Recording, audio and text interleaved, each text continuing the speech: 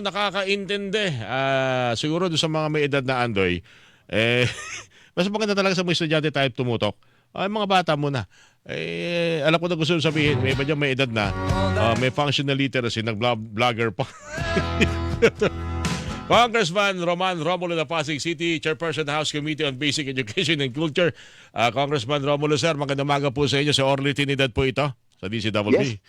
magandang umaga Sir Orly at Aha. sa lahat ng nakikinig. Good morning po sa ating lahat. Sabi nga ni Andy dito, totoo na lang natin siguro yung mga estudyante, mga mag-aaral. Dahil yung mga may edad na may problema dito at mga vlogger pa, wala talaga tayong solusyon po dyan.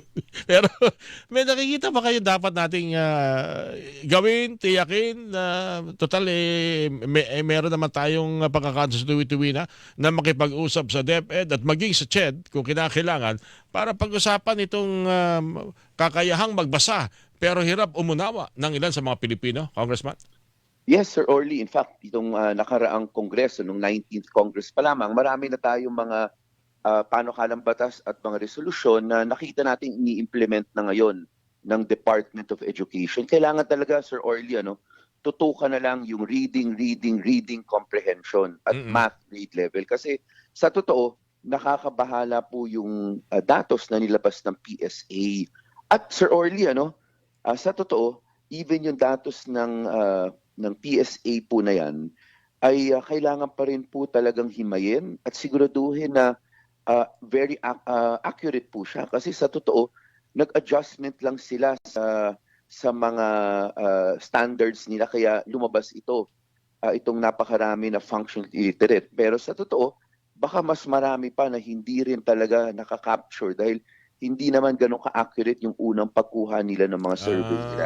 Mabutit binanggit nyo yan kasi talagang parang tulad na binanggit nyo, dami nating ginawa, dami nating inayos. Yung mga estudyante nga, mga elementary pupil, binawasan nga yung mga aktibidad nila ng grade 1 to grade 2 para mas mapagtuunan yung kanilang kakayahan sa aptitude, reading and comprehension, pero parang lumalabas kulang pa rin. Meron na rin palang dapat tingnan din dito ang iba't ibang action ng gobyerno, Congressman.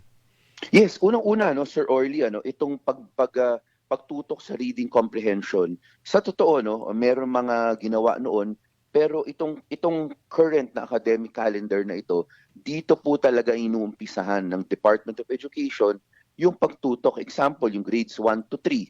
Dati, di ba, nababalitaan natin na sinasabi ng ibang magulang o yung mga nakakapuna, bakit yung mga estudyante parang ang bigat-bigat ng mga dinadala na sa backpack nila. Kasi dati, napakaraming subjects. Pagdating mo ng grade 3, aabot ka ng 9 subjects. Ngayon po, itong current year, ngayon lang po mangyayari ito, na binabawasan na po yung number of subjects, hindi lamang competencies. Ngayon po, 5 na lang para sa grades 1 and 2, at 6 sa grade 3 kasi may dagdag ng science. Meron bang Pangalawa, sa senior high school rin po, kasi yung senior high school po na yan, sa totoo, napakaraming subjects, pero nakita natin, hindi naman nagbunga nung sinasabi ng K-12 na college ready. Napakarami po dyan ang dumadaan pa rin ng tinatawag na classes, additional classes pagdating dun sa kolehiyo. Kaya ngayon po, may pinapilot ang Department of Education na 800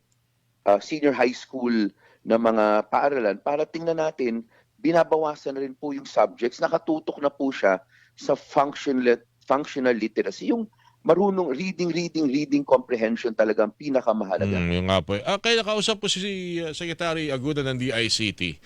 Mukhang magandang palawakan ito sa tulong ng DICT na rin and pakikipag-ugnayan sa DepEd na mabigyan ng magandang training o kaalaman. Kasi alam naman natin, kahit kayo siguro, Congressman, kayo estudyante pa, mas marami rin kayo natutunan yung mga bagay sa labas ng paaralan. So siguro this is a way na total malimit naman karamihan sa mga kabataan yung nag-i-internet. Maganda siguro gawa ng estratehiya para masolusyon itong functional literacy sa mga internet users ng mga estudyante. That is correct, Sir Orly. Pero again po, hindi natin pwedeng sabihin na yung teknolohiya o AI, yan ang susi para sa lahat. Tama po. Case-to-case basis. Kasi sa totoo po, ang reading comprehension, para sa akin, mas mainam pa rin yung face-to-face. Kasi phonetics rin po siya. Pagtuturo ng pagbigkas ng bawat letra sa ating mga sa ating mga mag-aaral at para putting them together. Alam ko kaya rin po yan ng technology, pero alam rin natin ng totoo, one size does not fit all. Hindi naman po yan magbabagay sa bawat paaralan, sa bawat estudyante.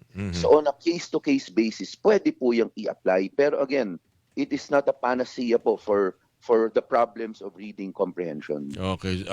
Siguro next time, Congressman, kung papintulutan mo, mag-usap ulit tayo dito, lalo-talo na yung mga babantayan po ng Kongreso, lalo na ng inyong komite, ngayong 20th Congress para mabawas-bawasan na yung problema natin na naririnig natin. Nabasa mo ba? Oo, nabasa ko. Ano ba gunawa mo?